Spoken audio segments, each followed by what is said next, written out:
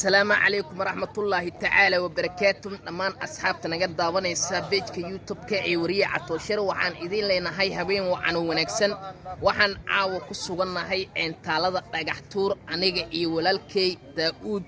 waxaan asxaabta jecelnahay ayaan leenahay subscribe-ka like iyo share-ka saar haddii aad ku cusub tahay channel-kana riix gambaleelka si aad u noqoto qofka ugu horeeya ee daawada barnaamijyadeena aad ayaan idinka mahad celinayaa sida quruxda badan leh oo aad aalaaba noo daawataan iminkan waxaan gudagalaynaa qaar ka mid ah qodobada hadalhaynta dalka Soomaaliya qaasatan magaalada Muqdisho iyo caalamka idil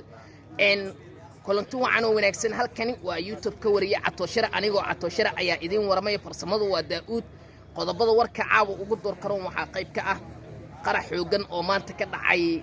isgooska fagaxkaasi oo geysay khasaare isugu jira dhimasho iyo maal sidoo kale waxaan eegi doonaa dawladda Soomaaliya waxa ay sheegtay in ay si sare kacayso in dadka uu waxyeeleynaya caabuqa coronavirus-ka kaasi oo ah caabuq aad u xoogan iyadoo dawladda ay sheegtay in kiiskaasi uu gaaray 62 qofood wararka kale aad ugu xiisaha badan waxa qayb ka ah madaxweynaha Hirshabelle Maxamed Cabdi Waare waxa uu sheegay in la saarayo bandow magaalada Jowhar ee xarunta gobolka Shabeellaha Dhexe iyadoo laga hortagayo bandowgaasi caabuqa coronavirus-ka wali waxa uu sheegay in ay iskarantiilaan ragii ama dadkii la kulmay wasiirkii dhawaan ku geeriyooday isbitaalka Martini ee magaalada Muqdisho caasimadda dalka Soomaaliya kaasi oo la sheegay in uu u geeriyooday caabuqa coronavirus-ka haddii aynu eegno wararka kaleentay magaalada Gaalkacyo Dhuusamareeb waxaa la sheegayaa in ruux bini'aadan ah ama rag ah uu isku daldalay xirag iyada oo aan la ogeyn waqtigan waxa uu isku daldalay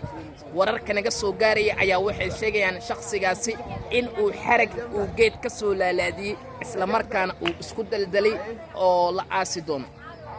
ciyaaraha haddii aynu eegno baraha kooxda Chelsea Super Frank Lampard waxa uu aad u xiiseynayaa in uu dhaqdhaqaaqa suuqa kala iibsiga ciyaartoy uu kala soo wareeyo barnaamijkeena intaas ayaan ku soo gabagabeynaa fadlan subscribe like share